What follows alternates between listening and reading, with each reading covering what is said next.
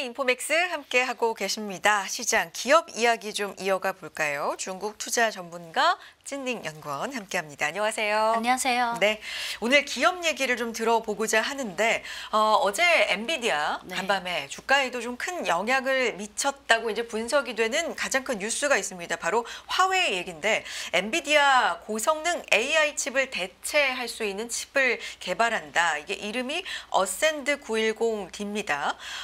뭐 이르면 다음 달 말에 샘플을 받을 예정이다. 뭐 이런 보도도 지금 나온 상황이고 오늘 화웨이 얘기도 좀 자세하게 듣고 싶어요. 네. 네.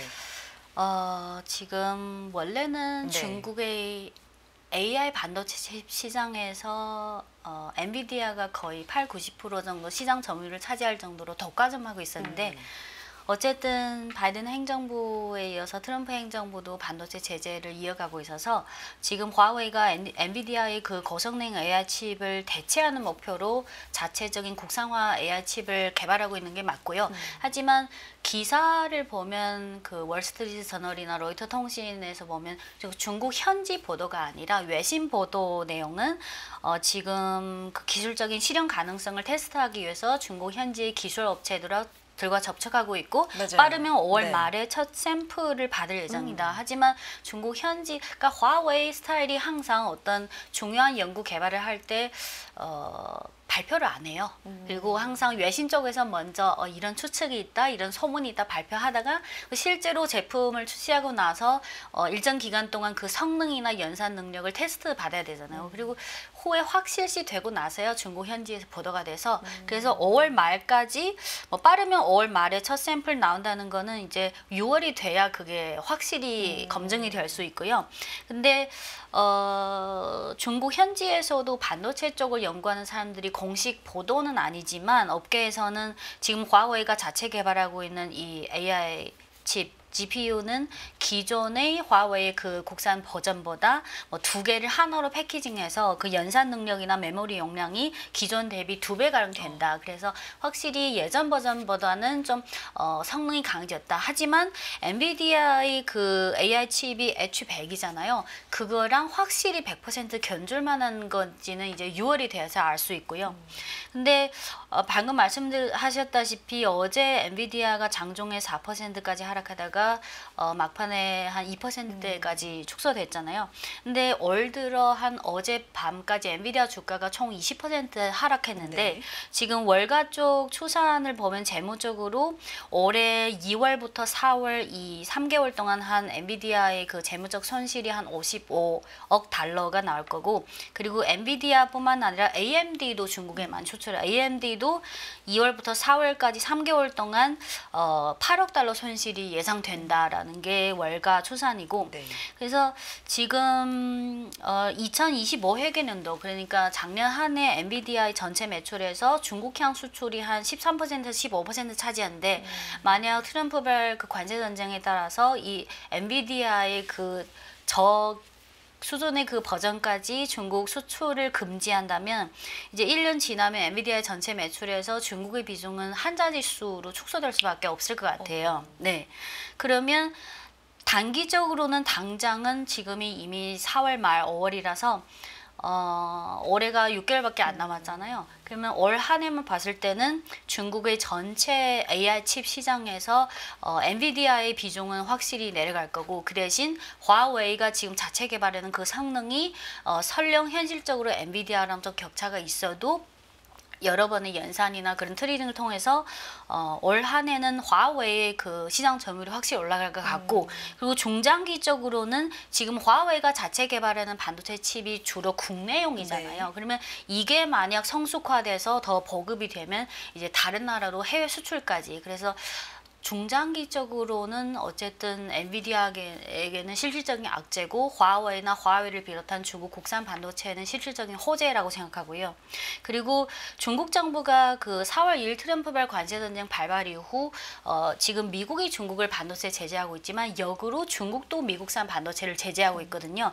한 3가지를 들 수 있는데 첫 번째는 4월 11일에 중국 물류 구매 연합회에서 강제 사항은 아닌데 중국 반도체 업계를 향해서 건의를 하나 발표했어요. 건의가 뭐냐면 지금부터 자주 공급망 전략을 강화해서 국산 첨단 장비, 핵심 소재, 서비스까지 국산 위주로 우선적으로 구매하라. 이걸 격려하겠다라고 중국산. 건의를 했고, 네. 네.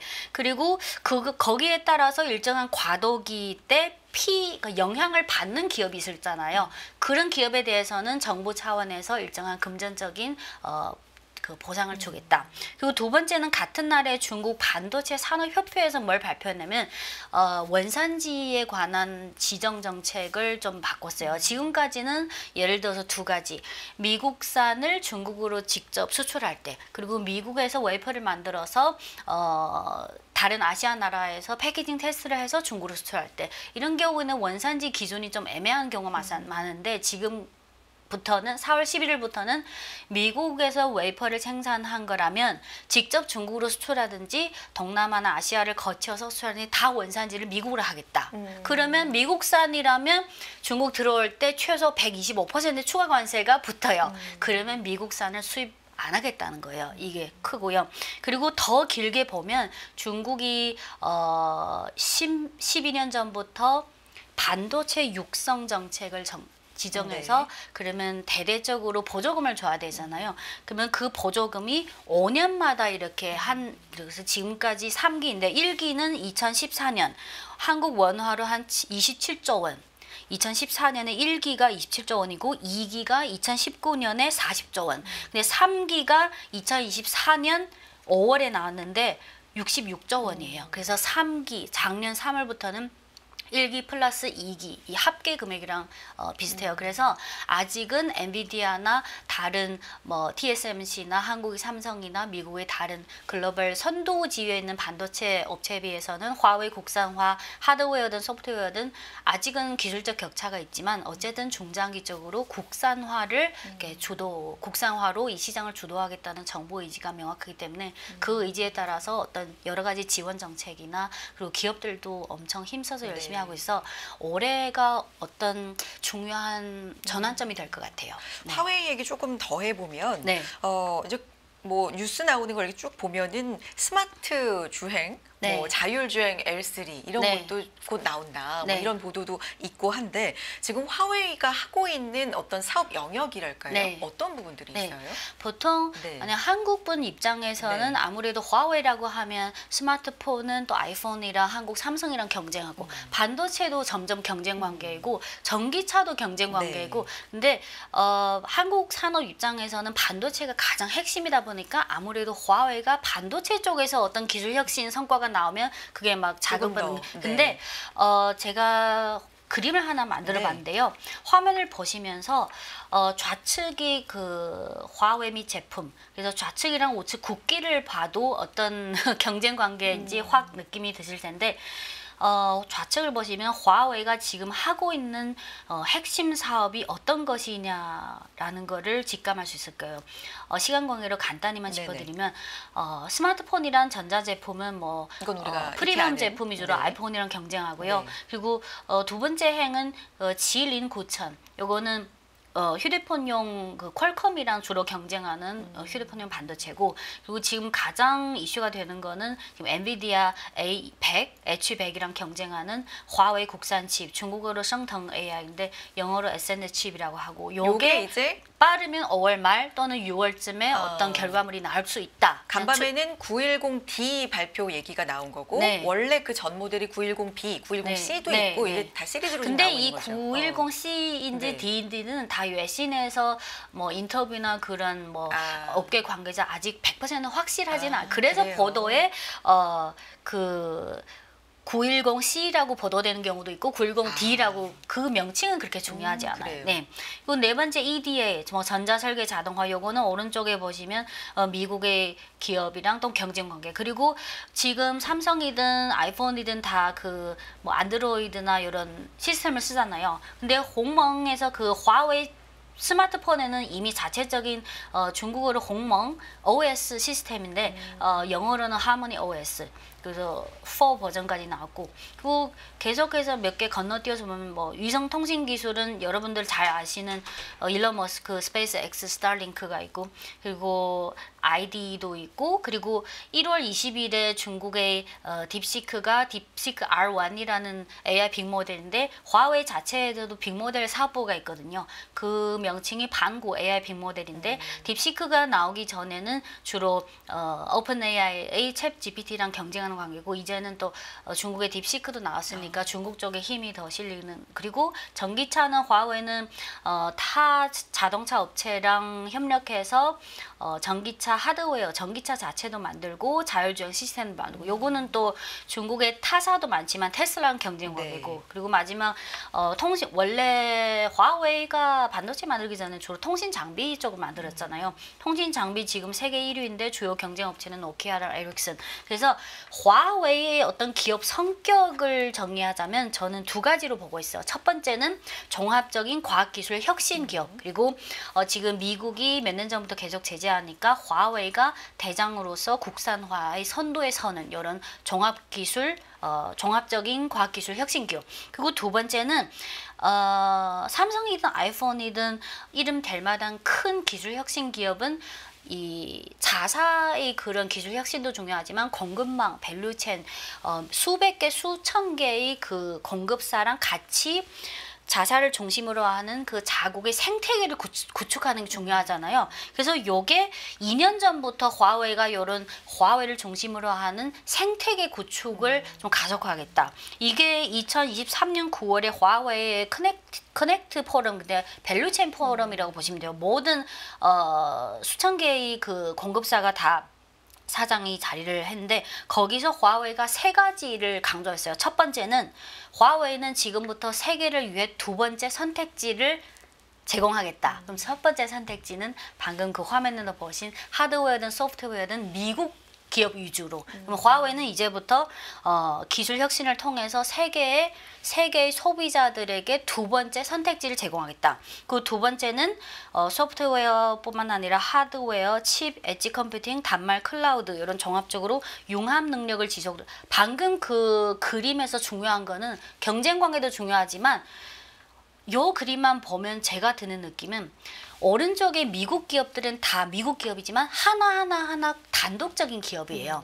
그러면 다 각자의 뭐 상장사이기도 하고 각자 기업이 그 추구하는 이익이 다를 수 있어요. 근데 화웨이가 여러 분야에서 다 뭐 하드웨어, 소프트웨어 이렇게 기술 혁신을 다 하니까 시간이 지날수록 화웨이 내부에서 어느 정도 하드웨어랑 소프트웨어 이런 시스템적인 시너지를 낼 수 있는 힘이 강해질 수 있어요. 요게 두 번째고요. 세 번째는 화웨이 혼자서 열심히 하는 게 아니라 수백 개, 수천 개의 공급사랑 같이 이제 우리 같이 단결해서 하자. 그래서 화웨이를 볼 때는 우리가 아무래도 기사를 통해 접하는 거는 뭐 이번 달에 스마트폰 얼마 팔았다, 뭐 노트북 얼마 팔았다, 반도체 그 국산화 어디까지 했나 그거 중요해요. 근데 시간이 흐를수록 저는 점점 이게 화웨이가 하는 사업들이 점점 입체적이고 생태계를 구축해 나가는 그런 시각으로 더 봐야 될 것 같아요. 자체 공급망을 구축하는 쪽으로 이어갈 수 있다. 생태계에 좀 더 집중해 봐야 된다. 근데 화웨이가 상장을 안 했죠? 네. 화웨이가 그 십몇 년 전에도 그 경제 쪽 기자들이 화웨이 회장이나 사장 나올 때마다 쫓아다니면서 화웨이 언제 상장해요? 막 근데 지금은 그런 질문을 안 하는데요. 그래요? 왜냐하면 화웨이 회장 任正非의 그 상장 안 하겠다는 의지가 아주 확고하기 때문에 뭐 두 가지 예만 들면 2014년 그 12년 전 2014년에 그 당시는 사실 웬만한 뭐 글로벌 기술 혁신 기업은 다 상장하는데 화웨이만 상장 안 했어요. 근데 그때 기자들이 막 쫓아다니면서 물어보니까 그 任正非회장이 뭐라고 했냐면 그냥 직역하면 화웨이는 절대 상장하지 않는다. 자본시장은 탐욕스러운 것이다. 비록 전통 경제학 중 많은 이론에서 주주는 장기적인 시야를 갖고 있고 단기 이익을 추구하지 않으며 게다가 미래에 매우 합리적이고 근거 있는 투자 결정을 한다고 주장하지만 현실은 주주는 탐욕스럽고 가급적 빨리 기업의 모든 이익을 쥐어짜기를 원한다. 그러니까 그 회장의 말이에요. 네네네. 네, 그래서 화웨이는 또 2020년 5월에 뭐라고 했냐면 뭐 화웨이가 상장하려면 뭐 그럴 수도 있겠지만 3,000년 후에 상장할 수 있다. 안 한다는 얘기죠. 네. 그래서 화웨이가 만약 상장사라면 주가 뭐 주식시장에서 엄청 큰 파장을 일으켰겠지만 그래서 화웨이 국산화 가속화에 관한 수혜주를 찾을 때는 어쩔 수 없이 화웨이 그 공급사 중에 하드웨어는 누가 만들고 소프트웨어는 누가 만들고 전기차는 누가 만들고 공급사 중에 상장사가 많으니까 그런 루트를 통해서 많이 접근하고 있어요. 네. 회장의 의지다. 네. 그렇군요. 다음 이제 다음 기업 얘기를 좀 해볼 텐데 이 이슈는 뭐 계속해서 얘기가 나온 거죠. 보잉사 항공기 이제 수입 중단, 중국과 미국의 이제 관계를 얘기할 때 이 네. 사례 얘기를 최근에 많이 이제 했는데 근데 이렇게 되면 프랑스의 에어버스가 가장 큰 반사 수혜를 얻는다 이런 분석도 이제 많은 네. 상황이에요. 이 배경에 대해서도 좀 설명 부탁드리고 네. 중국 입장이 어떤 건지도 궁금하고요. 우선 4월 2일에 트럼프발 네. 관세 전쟁이 시작되고 나서 4월 12일에 중국이 미국산 모든 제품에 대해 125% 네. 추가 관세를 매기기 때문에 사실 그 관세까지 매기면 이미 보잉사의 여객기는 중국에서 시장성이 없어요. 그리고 3일 후에 4월 15일에는 중국 정부가 보잉 항공기뿐만 아니라 관련 부품도 다 수입 금지해서 현실적으로 일단은 보잉 항공기든 관련 부품이든 중국으로 들어올 수 없어요. 그러면 보잉사에 미치는 영향은 보잉사가 2019년부터 지금까지 계속 5, 6년 동안 적자였거든요. 뭐 2024년에는 적자 규모가 140억 달러인데 그래서 지금 보잉사가 미국의 어떤 사모펀드사에 일부 사업을 매각하는 절차를 겪고 있고 근데 4월 15일부터 중국이 모든 보잉 여객기랑 부품을 수입 금지했기 때문에 그러면 2025년에는 적자 규모가 더 커질 수밖에 없고요. 그러면 뭐 여객기 시장에 대해 아예 아무것도 모르시는 분들도 바로 드는 느낌이 그럼 프랑스의 에어버스가 너무 수혜받는 게 아니냐. 근데 아마 한국 언론에서는 많이 보도가 되지 않은 것 같은데 에어버스가 과거에는 중국의 여객기를 공급할 때 당연히 프랑스에서 제조해서 중국으로 수출해요. 근데 중국 정부가 어떤 작업을 했냐면 중국 입장에서는 에어버스랑 보잉이 다 뭐 공급한다 해도 어떤 특수 상황이나 어떤 대비를 위해서는 어쨌든 여객기 분야에서도 국산화를 해야 되잖아요. 근데 비행기라는 게 또 일반 제품이랑 너무 다르고 수만 개의 공급사가 필요하고 그래서 처음에는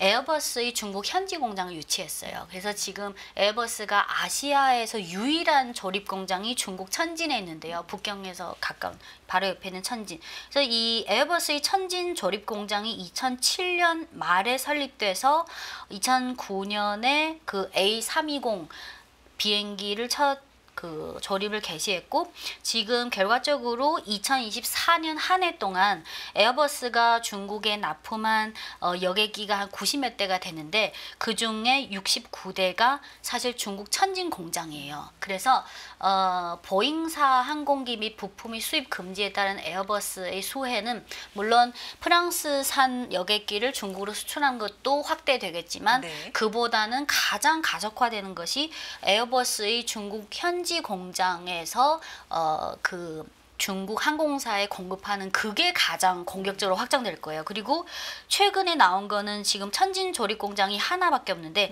지금 2023년에 제2 생산 라인을 착공해서 빠르면 올해 연말까지 완공되고 2026년 초부터 생산 개시할 예정이에요. 그래서 에어버스 CEO가 올해 2월에 그 연간 실적을 발표하면서 인터뷰에서 뭐라고 했냐면 2025년은 에어버스의 중국 사업에 있어서 매우 중요한 한 해다. 그리고 에어버스는 2024년 작년 한 해는 전 세계 766대 여객기를 납품했는데 올해 목표는 820대예요. 그러면 그 추가된 부분은 상당 부분을 중국이 담당할 거고 그중에 상당 부분은 중국 현지 공장에서 맡아서 할 거예요.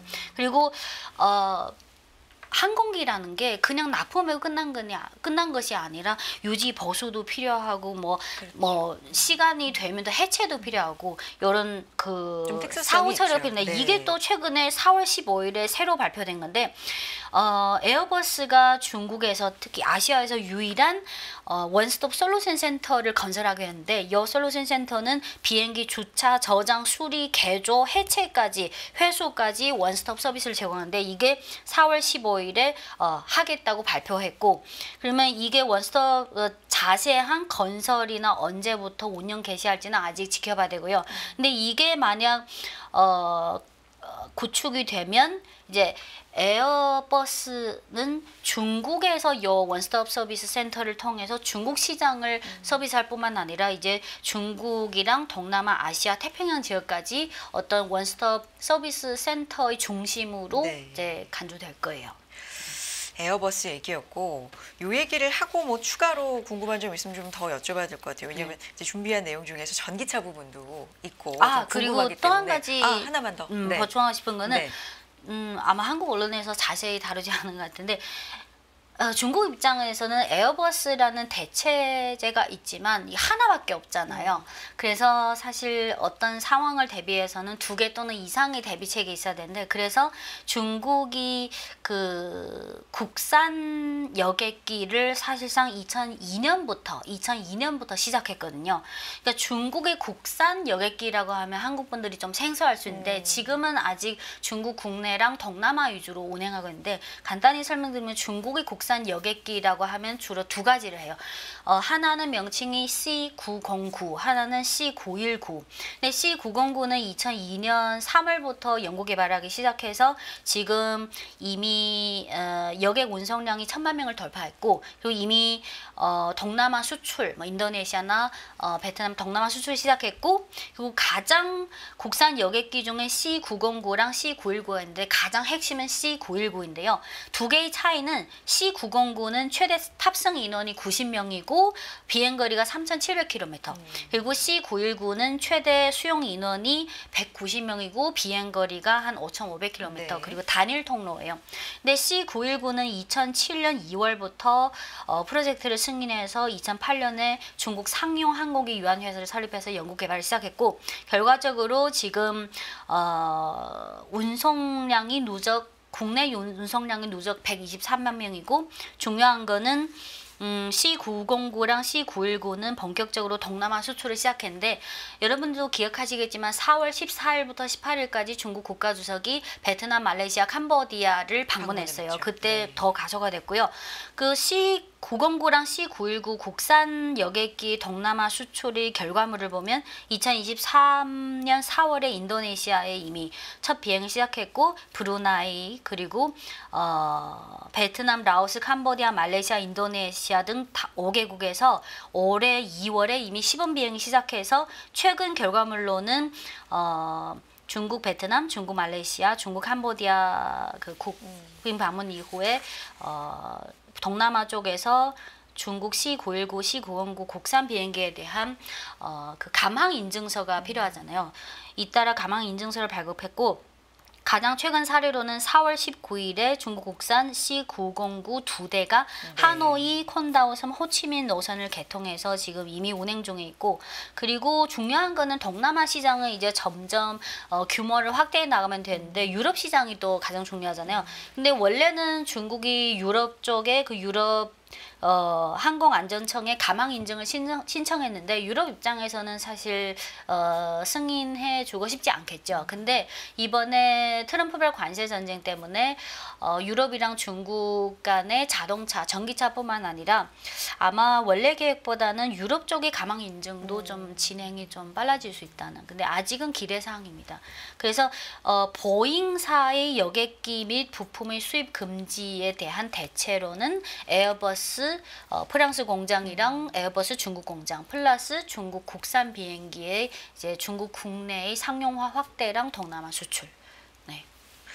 이렇게 이 민항기 얘기까지 좀 해봤는데 전기차 얘기는 다음에 네. 해주셔야 될 것 같아요. 이 마무리로 첨단 산업 중국 2025로 네. 이제 10년 전부터 이게 준비를 해왔다. 근데 이제 일각에서는 미국의 제재 네. 뭐 이런 것들이 좀 더 중국의 발전을 좀 이렇게 부추겼다. 이게 네. 중국 내에서도 그런 의견이 있는 결과적으로는 거예요? 그렇죠. 어느 나라든 중국이든 뭐 과거의 저부가가치에서 점점 고부가가치로 가는 거는 모든 나라의 기대 사항이고 네. 근데 중국이 중국 제조 2025를 처음 시작했을 때는 미국 쪽에서 제재가 없었잖아요. 근데 중국 제조 2025가 점점 실질적인 결과물이 점점 나오면서 중국이 부가가치에서 고부가가치로 점점 결과물이 나오다 보니까 미국 쪽에서 제재가 들어갔는데 하지만 제재가 들어갈수록 결과적으로는 화웨이도 그렇고 뭐 과거의 우주 항공 사업도 그렇고 결과적으로는 미국의 제재가 오히려 중국의 기술 혁신 가속화에 일조하는 효과를 내줘서 그래서 중국 쪽에서는 트럼프나 바이든에 대해서 뭐 중국을 결과적으로 도와줬다는 거기에 해당되는 별명까지 지어준 것도 있어요. 네. 그렇군요. 분위기까지 또 전해주셨고요. 오늘 여기까지 들어야 될 것 같네요. 중국 투자 전문가 찐닝 연구원 함께했습니다. 고맙습니다. 감사합니다. 매일 돈을 쓰는데 그 가치는 누가 정할까요? 정답은 슈퍼달러 슈퍼리치에 있습니다. 복잡한 공식은 빼고 투자 타이밍을 잡는 환율의 핵심만 담았습니다. 빠르게 변화하는 금융시장, 그 중심엔 언제나 환율이 있습니다. 오늘부터 환율과 썸 타볼까요?